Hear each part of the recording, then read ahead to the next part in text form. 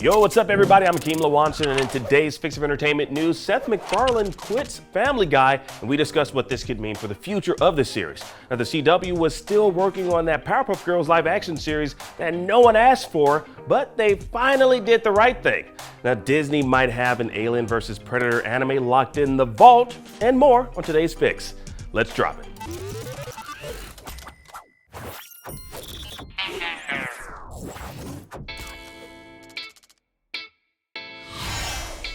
Now, Fox was lucky there was a man who possibly can do all the things that make us laugh and cry. But now it appears Seth MacFarlane is leaving Fox in tears amid the ongoing Hollywood writers' strike.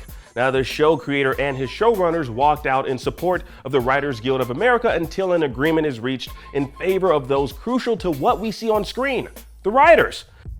Now, Seth MacFarlane hasn't been as hands-on in recent years as it pertains to Family Guy, but as the voice of the majority of the main characters on the show, he's a vital part of the comedic delivery seen in the series.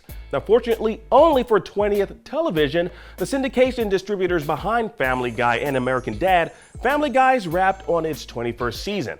But with only 2 months into its current season, American Dad, however, might still need some vocal finessing from the cast, especially Seth MacFarlane's Stan Smith.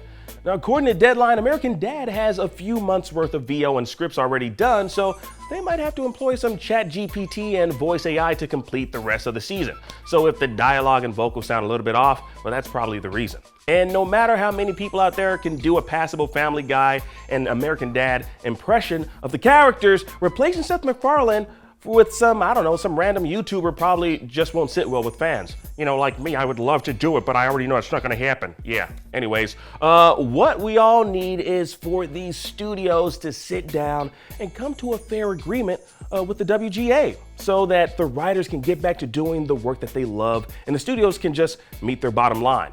Now, if the studios care enough about the productions of its shows, well, they'll come to an agreement. But honestly, it takes powerful figureheads like Seth MacFarlane quitting his very own creations to show Hollywood how serious and important this entire situation is. Now, you might think you can replace writers, but when it comes to the brainchild of the series that's been making you tons of money over the years, it's not so easy to find a replacement. It's honestly nearly impossible.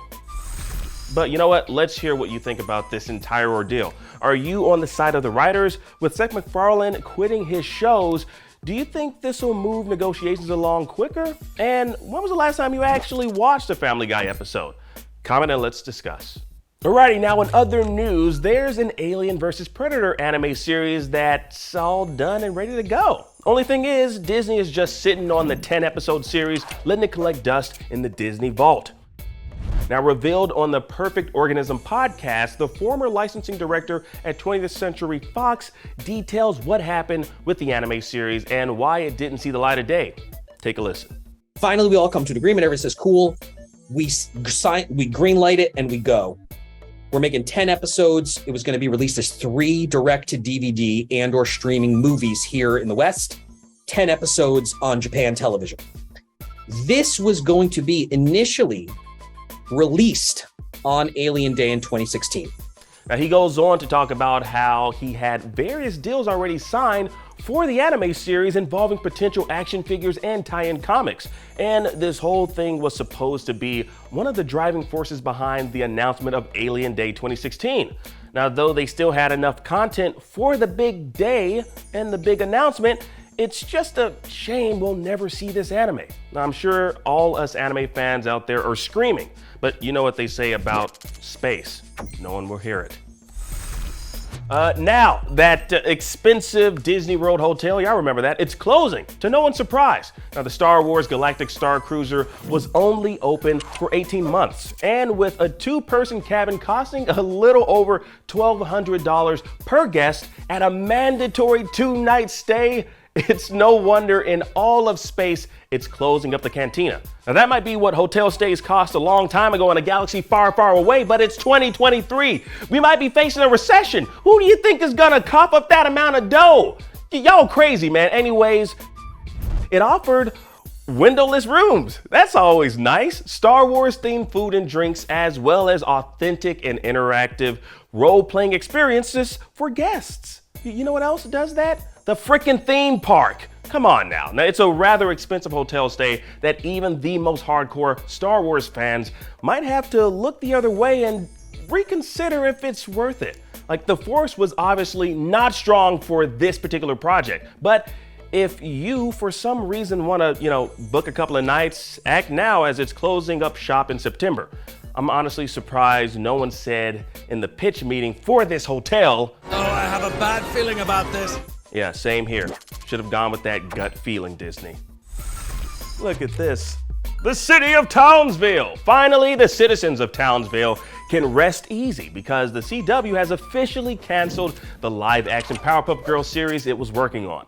Now, you might remember hearing about the gritty live-action series back in 2020 that the CW was working on as a soon-to-be failure of a series. It was gonna fail, trust me. Adapting the classic Cartoon Network cartoon series into live action. Now, the show even got a pilot whipped up, but it apparently wasn't up to snuff for the CW, so it decided not to pick it up to series for its 2021 fall lineup. Now, that's when you know a series is bad, when even the internal team at the CW decides not to pick it up and air it on television. It already seems standards are low over there with what they decide to kind of like air on TV these days. Gotham Knights, I'm just saying. Anyways, as such, the live action series underwent reshoots, which led to the actor playing Blossom, Chloe Bennett, dropping out. Now, the idea of a disillusioned trio of childhood superheroes now in their teens coping with life just sounds like a bad idea all around. Pretty sure Craig McCracken, he must be breathing a sigh of relief hearing this news. He's a creator. Y'all know him. Yeah. And that about does it for today's Picks of Entertainment News. I'm Akeem Lawanson. Thank you so much for watching. Now that you're caught up on today's episode, please check out our previous one. Download the IGN app on all your devices. And for everything else, stick with IGN.